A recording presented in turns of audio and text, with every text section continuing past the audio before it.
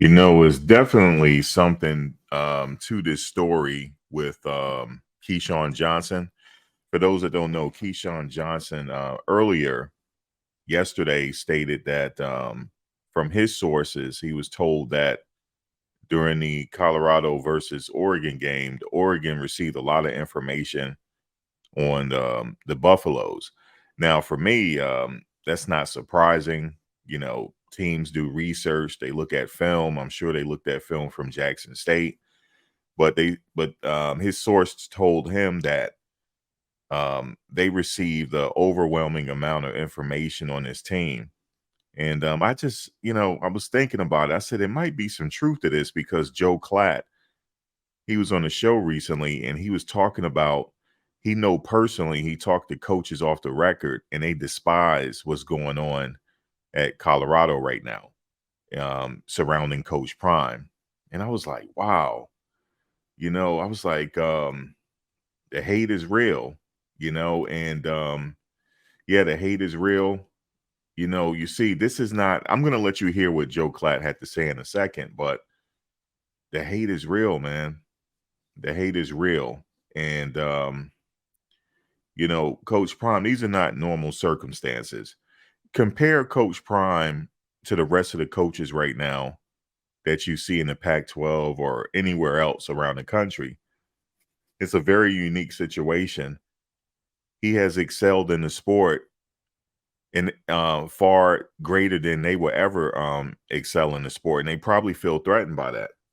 You know, he has the ability to go in a household and not only communicate with the parents and their children, but he relate to them.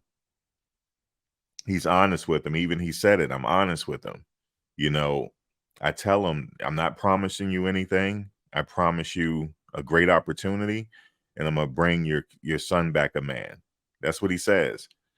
And the next cycle, when it comes to after the season, when his transfer portal opens up, you're gonna start to see a lot more players come. And and he's getting a lot of attention. Game day, Fox, ESPN, everybody wants a piece of the action of Coach Prime. And that's what he brings to the table, is just who he is. And, they didn't have a career like he had as far as sports. And he's very likable to the young generation. He relates to them.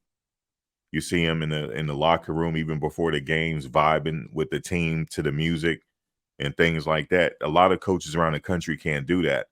And they're probably afraid that their recruits um, might be attracted to something like that. And also, all eyes are on them.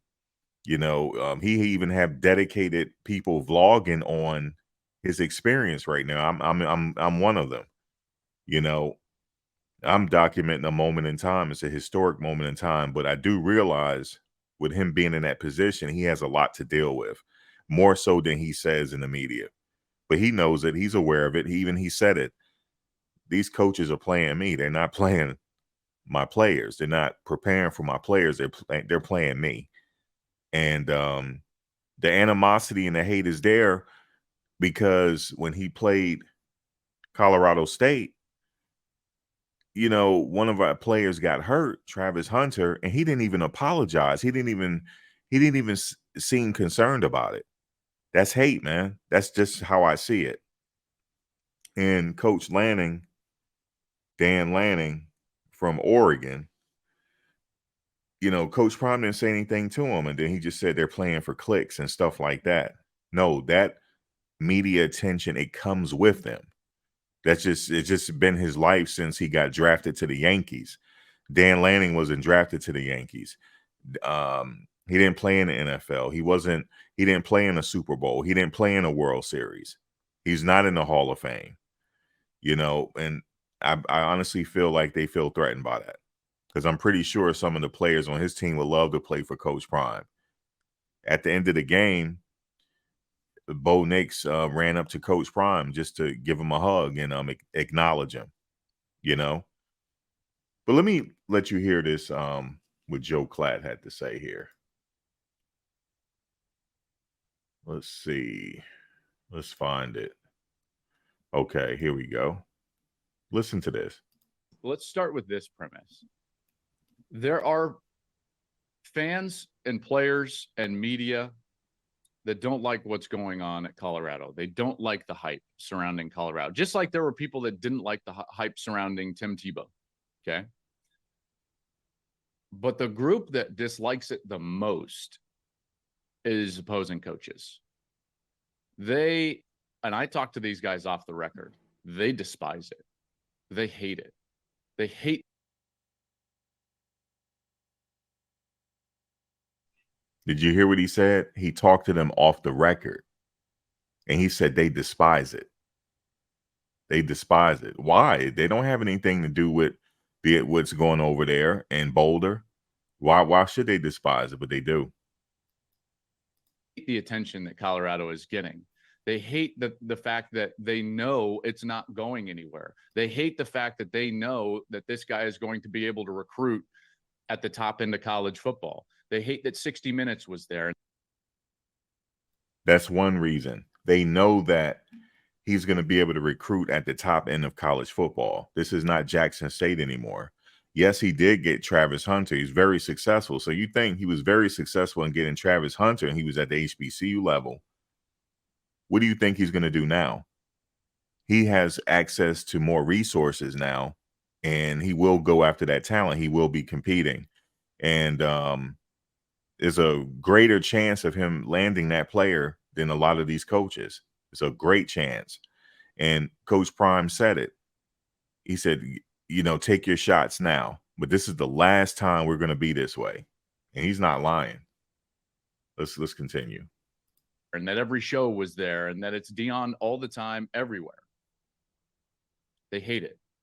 And that's what you saw from Dan Lanning, was a guy that wanted to embarrass Colorado. Now, there is an obvious point, and I'm going to make this point with a preface. I really like Dan Lanning. I think he's excellent. I think Oregon is really good, and I'll get to that in a moment. This is going to be a little bit of a long answer, so I'm sorry. We got all the time Jimmy. in the world. All the time in the world. So, isn't it odd that you're decrying, if that's a word, you're frustrated with, your frustration is that they are in it for likes and clicks, and your answer is to invite cameras into your pregame speech? Yeah, I thought the same thing. It seemed very hypocritical. Yeah, I thought the same thing. I'm glad that Joe Clatt brought it up. He said they're playing for clicks and views, but he brought the cameras in so the cameras could see what he's saying. So obviously he's playing for the camera as well. But the thing is, he will never get the attention that Coach Prime is getting. He would never get the attention. Never. He wouldn't. I'm not interested in Oregon. Yes, Bo Nix is a very nice quarterback. Yes, he is. Okay. I will be checking his stats throughout the season. But nobody is checking for Dan Lanning. I don't even want to call him Coach Lanning. Nobody is checking for Dan Lanning. Okay. Nobody's checking for him. People are checking for Nick Saban. They might be checking for Jimbo Fisher. They're not checking for Dan Lanning. They're not. And I'm telling you that because last year they were not on my radar. USC was on my radar. Alabama was on my radar. Florida State was on my radar, and a few others. LSU. I'm not. Dan Lanning wasn't on my radar. Critical, yeah. So it was planned and rehearsed, and he was out to embarrass them, But to sit there and be like, they can win on YouTube. It's like, you're creating a video. That's all you're doing. You're creating a video that's not going on YouTube. It's going on network television. His comments at the half of like, I hope all those people are watching now. Well, guess what? They were. At least in the overnights, it was the top rated game of the day over Ohio State, Notre Dame, which is wild. Is that right? Bonkers. Yeah, that's crazy. In the overnights. Now, like the smaller markets have to come in. It might not end up being the top rated game of the day, but in the major markets throughout the country, the top rated game was a 5.3 rating, which is massive for Colorado, Oregon. It was a 5.0 for Notre Dame, and Ohio State. And by the way, that's going that, up against Alabama head to head.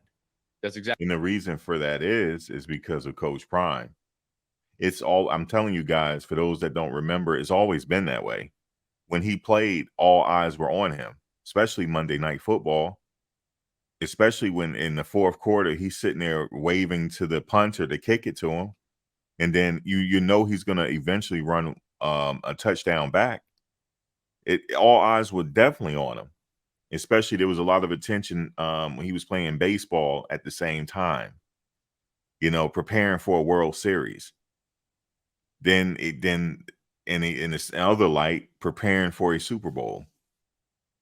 It's always been that way, man. It's I understand. I see why they're hating. I see it. And like Coach Prime said, is a part of this their insecurities. Exactly right. Which is a TV exactly juggernaut usually. Yeah. So well, let me say this. You know, I want to say this because it was mentioned that we're following Coach Prime, because I hear it. See, for me though, that what people are saying, it don't bother me. You know, it really doesn't bother me. People say you're fake fans, you're bandwagon fans. You can believe whatever you want to believe from here to Monday, and I don't care. I don't care at all what people are thinking when they say bandwagon fans and stuff like that. No, I just happen to know him since I was a kid, watching him play. And I'm just interested in him coaching at Colorado. That's it. I'm interested in it. And if you say that's bandwagon, then you can say it's bandwagon. You could keep saying it. Spell bandwagon. I don't, for all I care, you know. All right, let's hear what he had to say. Oh, so now let's go back. So Dan has a plan, and he's out to embarrass them. And he's going to do it, hell or high water. Cameras in the pregame, talking about likes. It's like if that was genuine, there'd be no cameras in the locker room. If you're really in it just for wins, there would be no camera in the locker room.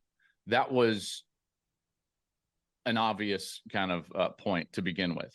Now the more subtle point, and I think this is the one that I'm most excited about. Okay, if you really think about it, Dan is a smart guy, really smart guy. And he wouldn't do that unless he knew, like he knew exactly what was going to happen. You know, he watches the film. He knows not only his team, but he knows the opposition. And he's like, nope, like I know what we have. Or else he wouldn't do that. Cameras wouldn't be in there. He wouldn't be barking like that unless he knew that his team was an above the line, excellent team. And the thing about it is, Dan knows what it actually takes. So to me, it's like you look at his history, and he knows the speed it takes and the physicality it takes at the line of scrimmage, the quality quarterback play that it takes, and everything that it takes, because he's seen it. He has seen the modern standard, which is Georgia. He helped build Georgia. He helped recruit what Kirby has got going on at Georgia, right? The two-time defending national champion. And so when he does that and he's that confident, it tells me that he believes that Oregon is at that level. And that was a little bit of the subtext that I took away from it. One, he hates what's going on at Colorado. He was also in it for the likes, and he is uber confident in a team, and he knows what it's supposed to look like. So maybe we should all be uber confident in the Oregon Ducks. And they went out there and did exactly what he intended, which was embarrass Colorado. And Colorado played terrible. And more specifically, Shedeur played awful. You like watching the tape in the first quarter of that game, there was zero anticipation. He missed some wide open throws and held the ball. And you can't do that in the small margin that they had as a 3-touchdown underdog. Joel Clatt is with us on the. Yeah, he's right. He was out to embarrass Coach Prime. That was his aim. He was out to embarrass him. He may have gotten information on the team. He was super prepared, and they were out to embarrass him. But I want to say this to the players on the opposing team: be careful what you say, because I've seen some videos. Nico Reed and some other wide receivers. Be careful what you say, because Coach Prime has a lot of contacts in the NFL. If that's what you're dreaming of, imagine you sitting in an interview with the Dallas Cowboys. They might remember what you did, and they might not take you. That's just me. That's just me talking. Always have respect. You know, despite what's going on, Always keep respect. And I know this respect is something that seem to be lost these days. Respect. Respect is something that is lost with some people these days. But I'm going to tell you something. Respect will keep you safe out here on these streets. You don't know who you walking past on a daily basis. You could be walking past a psychopath. If you have respect, something might not happen to you. But you got to have respect out here. I'm taking it to the extreme level, but at the end of the day, you should always keep respect. And that's why at the end of the game, you know, I respect the fact what Bo Nix did.